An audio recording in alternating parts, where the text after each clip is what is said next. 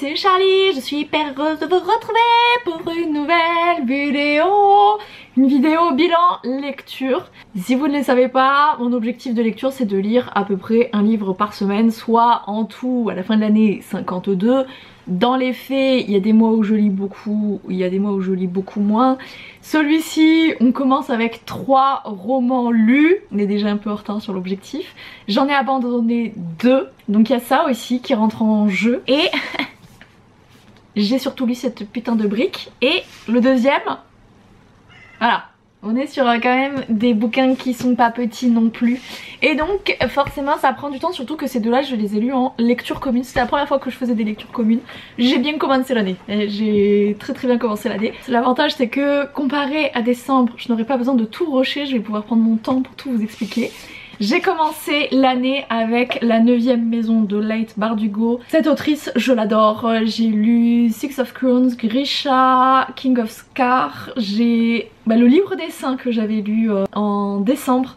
J'ai aussi Le Chant des Ronces. Enfin, j'ai beaucoup quand même de ces bouquins, qui expliquent son univers sur le Grishaverse. Et là, c'était un genre totalement à part. On n'est pas sur de la fantasy, on est sur du fantastique puisque ça se passe dans notre monde à nous, dans le monde réel, on va dire ça comme ça. On va suivre Alex qui a rejoint Yale parce que elle a un talent très particulier. Elle peut voir les revenants, elle peut voir les morts. C'est un don extrêmement rare. Elle est dans la 9e maison, celle qui chapeaute, en gros, qui vérifie toutes les autres. Chaque société secrète de Yale, elles sont 8, a une particularité. Soit ça va être de lire l'avenir, soit ça va être de j'ai oublié les autres.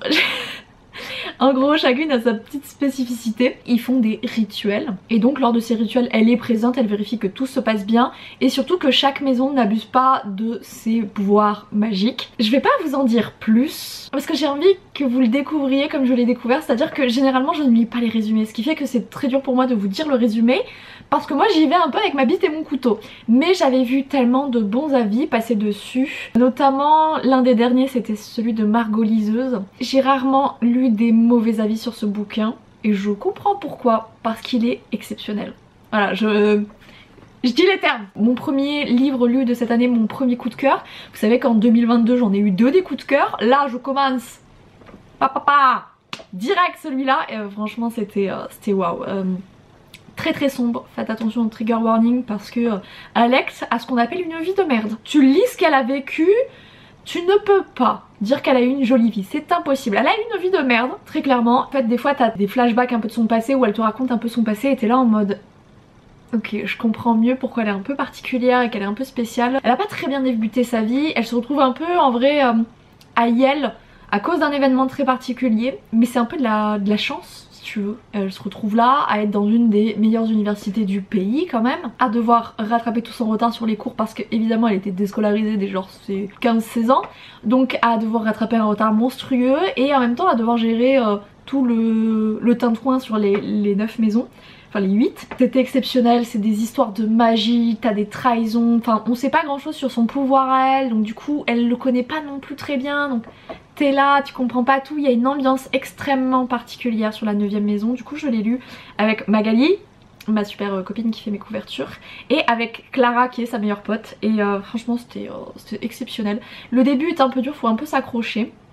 Mais une fois que t'es dans le bouquin, tu ne le lâches plus. T'es une moule sur son rocher, tu ne veux que la suite. D'ailleurs j'ai abandonné les filles pour le lire et pour le terminer avant elle parce que je devais savoir la suite. C'était Madame Bardugo, voilà. Qu'est-ce que vous voulez que je vous dise? Je suis pas déçue avec ces bouquins, c'est toujours très bien. Et autant j'ai adoré Grisha, j'ai adoré Six of Crones, j'ai un peu moins aimé King of Scars.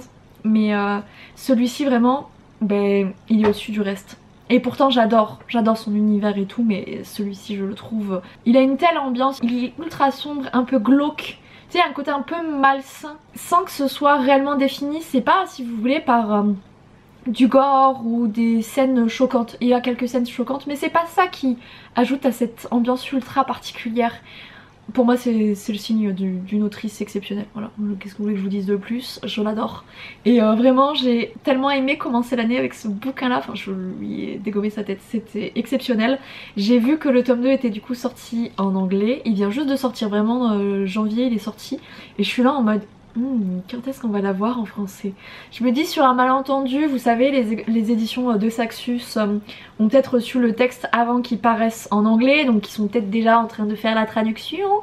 Sur un malentendu on l'a fin d'année, ou en tout cas on l'aura l'année prochaine, mais je suis tellement contente de comparer aux autres de pas avoir attendu parce que je crois qu'il est sorti 2020. Voilà, moi je l'ai lu 3 ans plus tard quoi, donc la suite je vais pas l'attendre pendant plus de 3 ans voire 4 ans. Je me sens très chanceuse, sachez-le. Ensuite, j'ai lu Les 7 maris d'Evelyn Hugo. C'est un bouquin qui tourne comme jaja sur le BookTok ou Instagram. Vous n'avez pas pu passer à côté si vous checkez un peu ces réseaux sociaux là. Parce qu'il y a eu un tel engouement. Donc c'est publié chez Hauteville qui est détenu par Brajlon. J'ai oublié le nom de l'autrice parce qu'elle a un nom, vous savez, elle a un double prénom ou un truc comme ça. Taylor Jenkins Reid, elle a 2 noms de famille. Cette autrice, je la connaissais pas du tout. J'ai beaucoup entendu parler aussi de ses autres romans, mais celui-ci c'est quand même son plus connu. On va suivre Evelyn du coup. Est-ce que ça vous choque? Non. C'est une jeune femme qui a de la suite dans les idées et en fait on va suivre sa vie. Elle raconte sa vie à une journaliste qui est un peu paumée dans sa vie en vrai. Et elle va raconter toute sa vie, donc du début jusqu'à là maintenant. La vie de Evelyn Hugo est exceptionnelle, fille d'immigrés cubains si je ne m'abuse. Elle n'a qu'un seul objectif, devenir une star de cinéma, et c'est toute sa vie. Du coup c'est ses multiples mariages aussi, parce qu'elle en a eu 7 quand même de maris, donc c'est pas un chiffre comme tout le monde. Et j'ai adoré vraiment, c'était très très chouette. J'avoue que en fait il y a un thème que les gens mettent en avant comme si c'était un peu logique. Pour moi c'est clairement du spoil, donc je vais pas vous dire ce thème là. La plume est à la fois très simple et en même temps ultra addictive, t'as envie de savoir ce qui se passe. Il y a une manière de raconter les choses. Je trouve aussi que le personnage d'Evelyn Hugo, c'est une femme qui clairement te dit qu'elle n'est pas gentille. Tu sais, c'est pas un paragon de vertu. Elle a fait des choses parfois mal dans son propre intérêt et j'adore ce type d'héroïnes aussi qui ne sont pas toutes lisses, qui ne sont pas toutes blanches, qui ne sont pas toutes gentilles. Ça change et ça fait du bien aussi. Et suivre sa vie c'est très chouette parce que c'est aussi une plongée dans les années un peu 50, 60, 70. Parce que du coup c'est sur toute sa vie hein. C'est une autre époque, c'est aussi je trouve très très féministe. Evelyn Hugo a très vite compris qu'elle était très jolie, qu'elle était très belle et qu'il fallait qu'elle s'en serve parce que sinon on allait s'en servir pour elle. Donc elle a décidé en fait de devenir aussi actrice de sa sexualité, de ce qu'elle pouvait donner ou non aux hommes pour en retirer des bénéfices. Et je trouve que c'est très très bien amené dans le livre parce que elle a le choix en fait, elle est très belle, elle sait que ça peut se retourner contre elle très vite, donc elle va en tirer profit. Et j'adore ces héroïnes qui... c'est vraiment loin du cliché de elle ne savait pas qu'elle était jolie, qu'elle était belle, qu'elle était attirante. Non, elle le sait et elle en joue. Et j'ai tout de suite aimé ça aussi chez elle. C'est un personnage un peu brut de décoffrage. Au début t'es là en mode elle est vraiment particulière mais en même temps c'est une icône du cinéma, elle a accompli des choses fantastiques, elle a révolutionné son milieu. C'était très très chouette. C'était une très belle lecture. Je dirais pas que c'est un coup de cœur parce que du coup comme j'ai été un peu spoil sur certains trucs, je les ai vus arriver. Peut-être que honnêtement ça aurait été un coup de cœur. Ça ne l'a pas été mais ça a été une très très belle pépite. Je vais pas vous mentir, c'est une très très belle pépite. C'était très très chouette. On comprend aussi pourquoi il est aussi plébiscité sur la BookTok Sphère parce qu'il est génial honnêtement. Que dire à part que j'ai adoré ma lecture. Je l'ai dévoré, je l'ai lu en un week-end donc c'était très très chouette. J'ai passé un excellent moment et très clairement cette autrice je vais la relire pour ses autres bouquins. Là je vous avoue en fait je l'ai eu à 2 balles parce que si vous voulez les éditions Brajlon font ce qu'elles appellent une opération Trinity, donc il y a beaucoup de leur catalogue qu'elles mettent en numérique à 2 €. Donc j'en ai profité, je vous en avais parlé sur Instagram si vous vouliez craquer pour pas très cher, donc là je l'ai eu pour 2 balles. Il y a quand même des coquilles comme sur The Love Hypothesis, quand même globalement contente de ne pas l'avoir payé 8 € si ce n'est plus. 2 € c'était très bien. Et vraiment du coup si vous voulez ne pas louper la prochaine OP, étant donné que je suis inscrite à la newsletter, n'hésitez pas à me suivre sur Insta si vous voulez pas être en plus spammé par une autre newsletter. Je me ferai le relais des newsletters de ce type là. Évitez de dépenser trop d'argent. Moi je sais que j'ai acheté quand même 5 bouquins en numérique. Ça m'a coûté la bagatelle de 10 balles.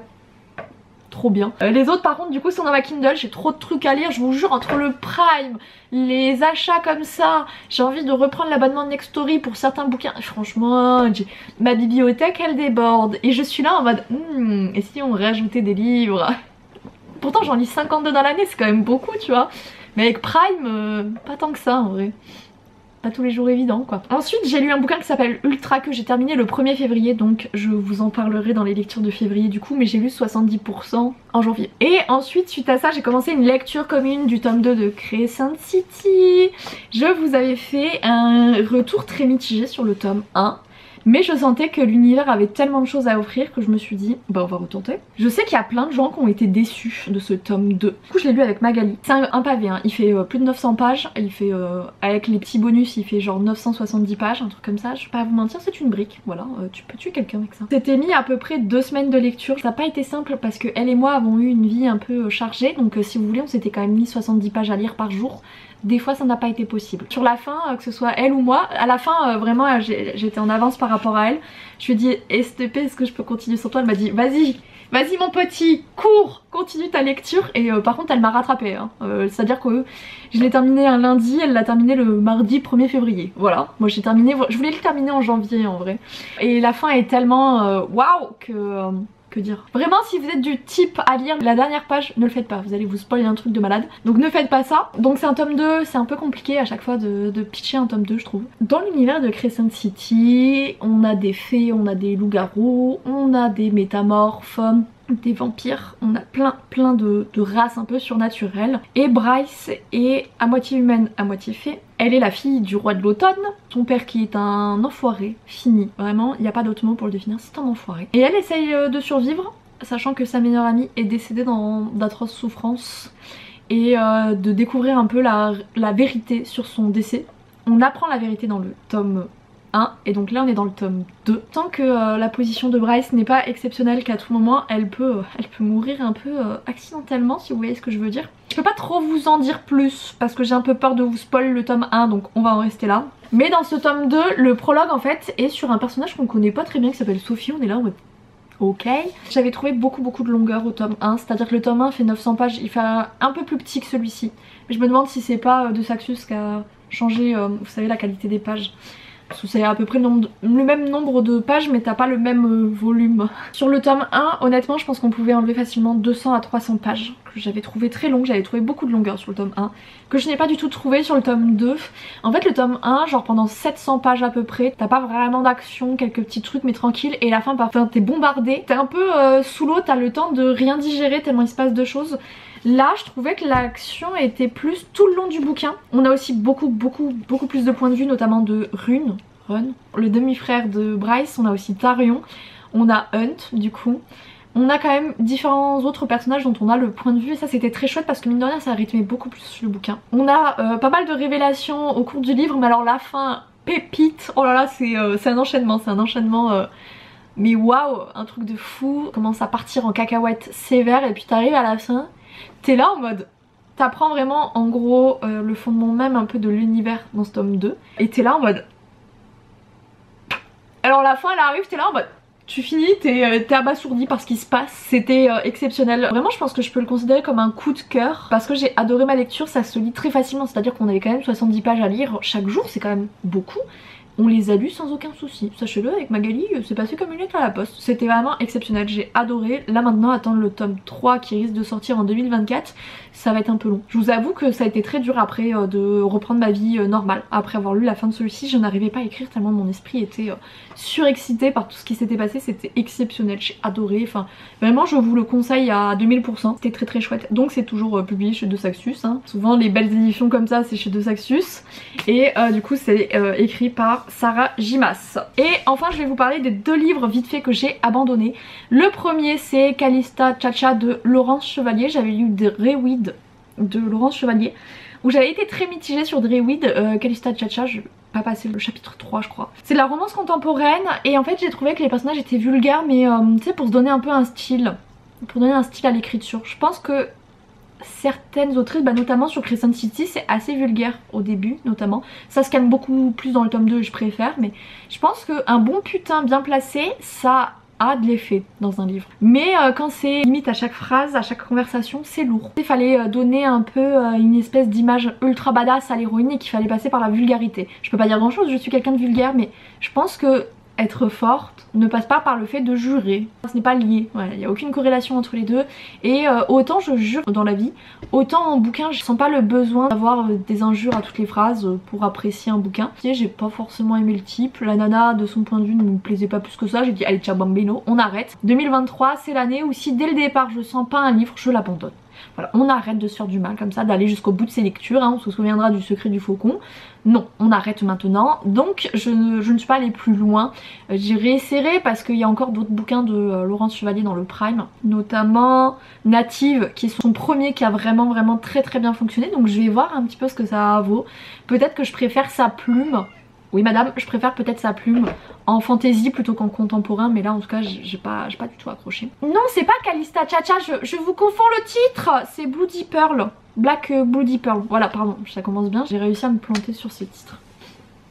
Pardon. Et le deuxième c'est Stupid Deal. Alors attendez, je connais pas le nom de l'autrice. Emma Landas, pardon, publié chez Blackpink. J'ai arrêté je pense chapitre 7, même pas, chapitre 5. Mais en fait tu sais c'est des personnages qui ont 26 ans et ils disent lol premier degré. Ce ne sont pas des personnages qui ont 26 ans. J'en ai 27 tu vois. Et ça c'est des choses où ça m'arrive très rarement d'avoir un décalage entre la manière dont les personnages se comportent et leur âge. Ça m'arrive en vrai, mais plus tu sais sur des personnages adolescents. Où des fois tu te dis bon ok ils sont ados mais ils sont pas débiles. Et c'est rare avec des personnages plus âgés, mais là vraiment je me suis dit cette autrice n'a pas 26 ans, c'est impossible. Pour moi elle en a 40-50 parce que les gens qui disent lol premier degré ils ont 40-50 ans. Voilà c'est mon daron quoi. Bon mon papa est un peu plus vieux que 50 ans mais je trouvais pas les personnages ultra crédibles dès le départ. Le type moi... Il y a encore le même type un peu macho. Bon. Le début m'a pas transcendé. Je connais pas vraiment l'univers du mannequinat dans la manière dont c'était amené, c'est-à-dire que lui a priori commence à avoir de moins en moins de contrats de shooting tu vois. Mais en même temps à côté de ça il a 4 millions d'abonnés sur Instagram et il commence à se poser des questions sur ses revenus. Avec 4 millions d'abonnés sur Instagram tu n'as aucun souci à déclencher des contrats.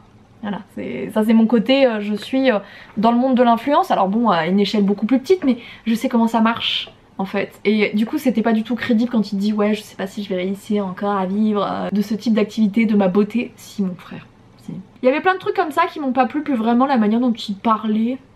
J'ai pas du tout apprécié, je sais que il est vachement mis en avant sur Prime Reading et tout, dans le top 100 Amazon, mais non, non vraiment j'ai pas réussi, j'ai pas compris. Pour moi tu sais c'est ces bouquins là sur des personnages qui ont la vingtaine mais qui sont faits pour la ménagère. On va parler un peu...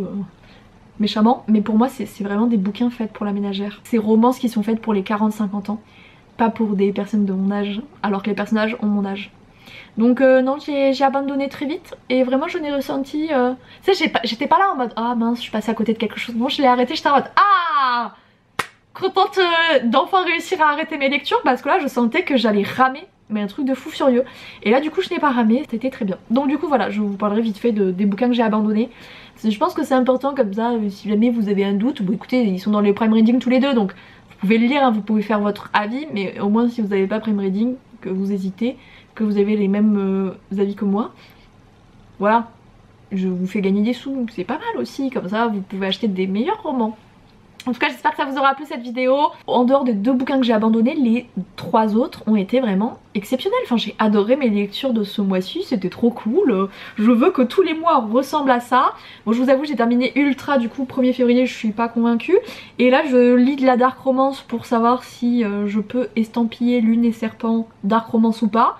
Là vu comment c'est parti, non je ne l'estampillerai pas dark romance parce qu'on n'est pas du tout sur la bonne vibes. Enfin c'est de la romance sombre que j'écris mais la romantisation du viol c'est pas chez moi. Bon bah on va s'amuser sur les avis livresques de février. Il y aura beaucoup de choses à dire je pense. En tout cas je vais vous laisser là, j'espère que cette vidéo vous aura plu. N'hésitez pas à la liker, à la commenter, à la partager comme d'habitude. J'adore parce qu'à chaque fois je dis tellement vite le truc, ça ne veut plus rien dire à la fin. Mais bref, moi je vais vous laisser là, je vous fais à tous et à toutes de gros bisous. Ciao ciao.